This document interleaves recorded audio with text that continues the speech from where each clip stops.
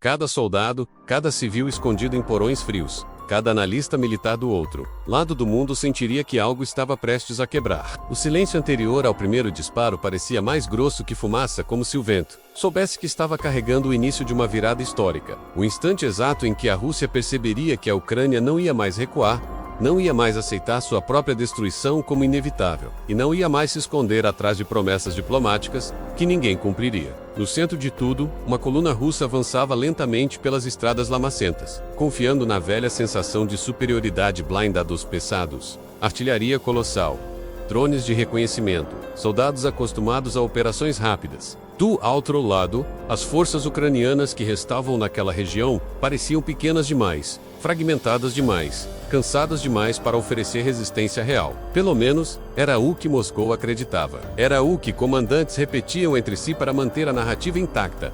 Eles não têm força para segurar isso. Mas a verdade naquele dia era outra.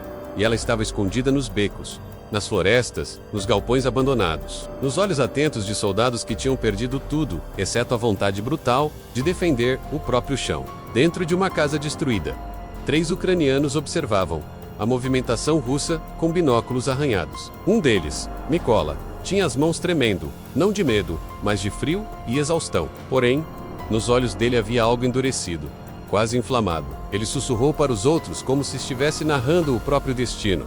Hoje eles vão aprender que não passamos mais daqui. A frase ficou presa no ar como uma promessa antiga, a promessa de um povo que tinha sido empurrado para o limite, e finalmente encontrou o ponto onde o medo se transforma em fúria organizada. Mais ao norte, um pelotão ucraniano escavava rapidamente trincheiras improvisadas. As pás mergulhavam na terra congelada com um tipo de urgência que só aparece quando se sabe que, ou você cava rápido demais, ou vira estatística no fim do dia. No meio deles, uma soldado chamada Yara amarrava o cabelo, fechava o colete, levantava o rosto coberto de poeira e dizia com a calma de quem já viu o pior: eles acham que estamos fugindo. Deixem que pensem isso.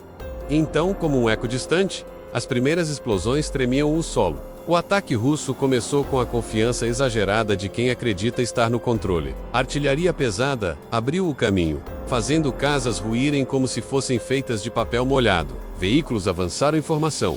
Infantes caminhavam atrás das máquinas como sombras silenciosas. De longe, parecia um avanço perfeito.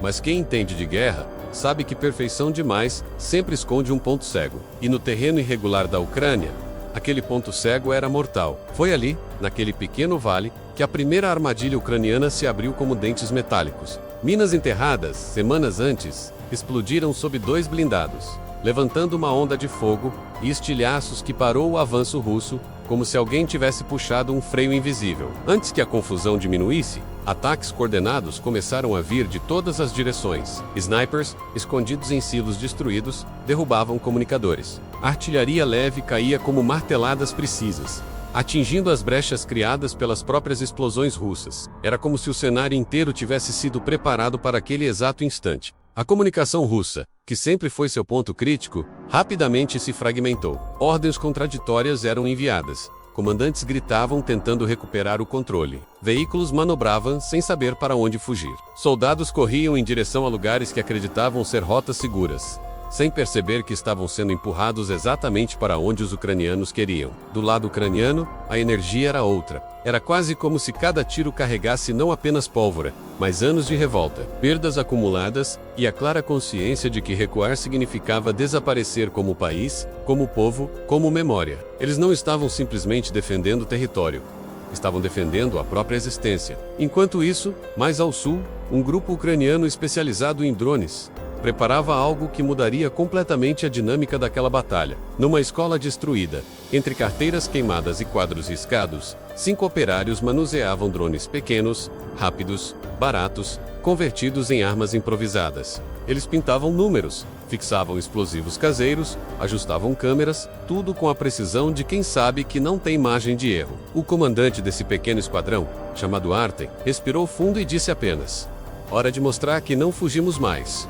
Quando os drones decolaram, parecia um enxame silencioso subindo em direção ao céu cinzento. Eles voaram baixo, aproveitando a fumaça para evitar detecção, e se lançaram contra alvos específicos: depósitos de munição russos, radares móveis, veículos de comando. Cada impacto produzia um clarão que iluminava brevemente a paisagem quebrada. como pequenas estrelas nascendo e morrendo em segundos.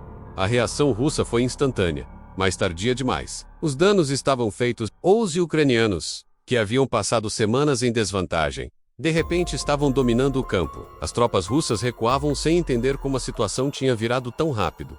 Para eles, aquilo parecia improviso desesperado. Na realidade, tudo tinha sido calculado nos mínimos detalhes. Era uma estratégia que exigia sacrifício, disciplina e coragem, que poucos exércitos no mundo conseguiriam demonstrar nas mesmas condições. No centro do combate, Mykola e seu pequeno esquadrão avançavam entre as ruínas com precisão. Eles se movimentavam como se conhecessem cada pedra, cada curva, cada sombra. Num dos prédios destruídos, eles encontraram soldados russos escondidos, confusos, tentando restabelecer comunicação. O combate foi curto, intenso, cruel. Quando acabou, Mykola olhou pela janela quebrada e viu, pela primeira vez em semanas, veículos russos recuando em velocidade. Ele fechou os olhos por um segundo, não para descansar, mas para gravar aquela imagem na memória. O gigante voltando um passo atrás. Enquanto os russos tentavam reorganizar as linhas, um segundo ataque ucraniano começou.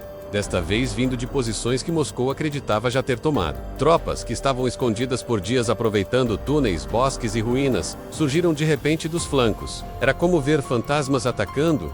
Surgiam, disparavam, desapareciam, mudavam de posição, reapareciam com violência calculada. Cada movimento mostrava que não era apenas resistência, menos era contraofensiva. Ao longo de toda a manhã, a paisagem mudava como se estivesse viva. O cheiro de combustível queimado se misturava ao de terra molhada. O som de tiros e explosões criava um ritmo caótico. E por trás de tudo, a sensação de que algo histórico estava acontecendo se tornava pesada, quase palpável. Era o tipo de momento que, anos depois, seria estudado em academias militares do mundo inteiro. Quando o fim da tarde chegou, o sol fraco filtrava através da fumaça, criando um brilho estranho, quase dourado, iluminando o campo de batalha como se estivesse revelando uma verdade incômoda.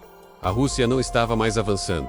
Não naquele dia, não naquela região, e não contra aquele exército que agora lutava com convicção absoluta. Em Moscou, relatórios começaram a chegar com atraso, distorcidos, cheios de contradições. Mas um padrão era claro. Uma frase aparecia repetidamente, como se cada oficial estivesse tentando explicar o inexplicável.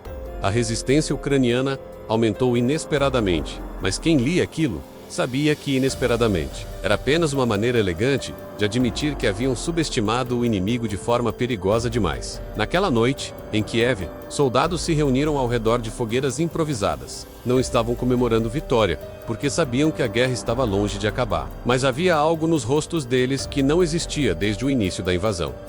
A certeza de que não eram apenas vítimas, a certeza de que podiam reverter o que parecia irreversível, a certeza de que a Rússia tinha sentido, finalmente, a resistência real. Não uma retirada estratégica, não uma defesa desesperada, mas força. E quando Mykola escreveu no diário sujo que carregava no bolso, ele colocou apenas uma frase, registrando o que se tornaria o símbolo daquele dia.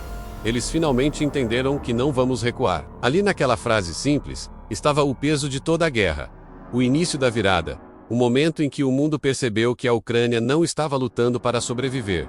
Estava lutando para vencer. E naquele dia específico, a Rússia viu isso com clareza pela primeira vez. Não nos discursos, não nas sanções, mas no campo de batalha, onde a verdade sempre aparece do jeito mais brutal possível.